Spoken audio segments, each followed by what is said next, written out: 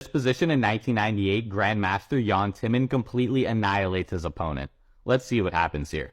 So in the game, Jan just doubled up rooks on the f-file, and his opponent decides to continue by castling, and Black's position seems very solid.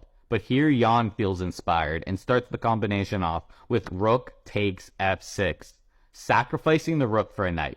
And an exchange sacrifice like this is common if Black has to recapture with the pawn, damaging the pawn structure and weakening the king.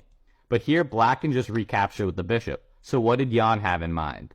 Well, he didn't just want to sack one rook, he wanted to sack both, and plays rook takes f6, sacrificing the other rook to damage the pawn structure and weaken the king.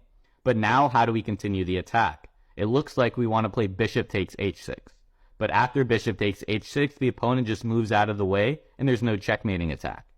Well, there's one winning sequence, and Jan finds it. He plays the silent queen to f2, simply sliding with the queen, and now threatening queen takes f6, followed by bishop takes h6, and you're getting checkmated on g7.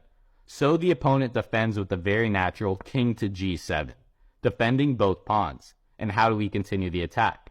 Well, there's one winning sequence, and Jan finds it. He plays pawn to e5. This is an incredible pawn sacrifice, intended to open up this light-squared diagonal for the light-squared bishop. And this pawn sacrifice comes with the immediate threat of queen takes f6. So you have to take the pawn and react, and play f takes e5. But after they grab the pawn, how do we checkmate Black? Well, Jan finishes it off with bishop takes h6. Sacrificing the bishop, because after you take, there's queen to f6 check, and the king has to go on a light square. And now, bishop to e4 check, and the king has to drop back. And now there's a forced checkmate, with queen to g5 check, queen to h6, and queen to h7. Checkmate.